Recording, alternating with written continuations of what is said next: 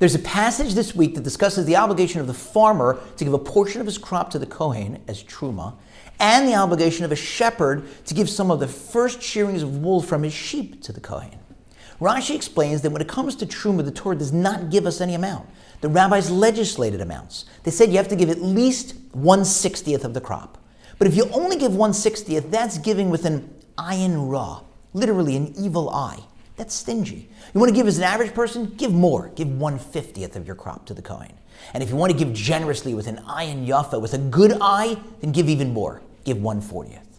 In his very next comment, Rashi explains that when it comes to the shearings of wool from the sheep, the Torah also didn't give us an amount, and the rabbis legislated an amount for that, 1/60th across the board. I don't get it. When it comes to the crops, 1/60th is giving with an evil eye. It's stingy. Why does 1/60th suddenly become fine for everybody? Why don't the rabbis say, and of course, if you want to give more wool to the Kohen, give a 50th, give a 40th? The answer perhaps is that you can't compare clothing and food. And the rabbis really wanted to push us when it came to food. Why? Because although, as the saying goes, clothes make the man, you can get away with less. Just throw on your favorite sweater, throw on your favorite hoodie. But when it comes to food, that's life and death. And we know that.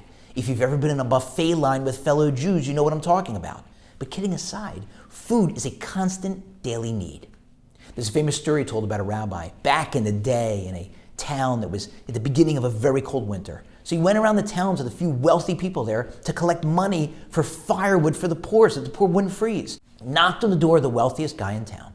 He opened the door, greets the rabbi, and the rabbi is standing at the threshold. Starts a conversation. And the homeowner says, "Rabbi, come in out of the cold, it's freezing out. We'll talk inside." And the rabbi says, "No, I'm standing here and I want you to stand right there. I want you to feel the cold air. Because I'm here to collect money for firewood for the poor. So I want you to feel what they're going through so that you'll give more."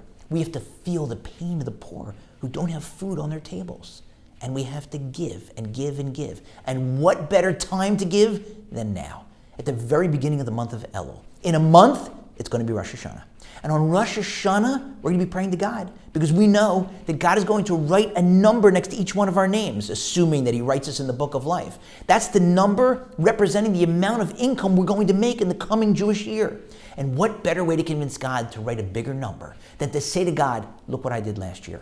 You gave me income and I shared it with the poor. And I know 10%, that's the obligation, that's only a minimum. The rabbis say it's really a range of 10 to 20%. And if you want more from God, give more. So God, I gave more. And so I'm asking you to give me more each year.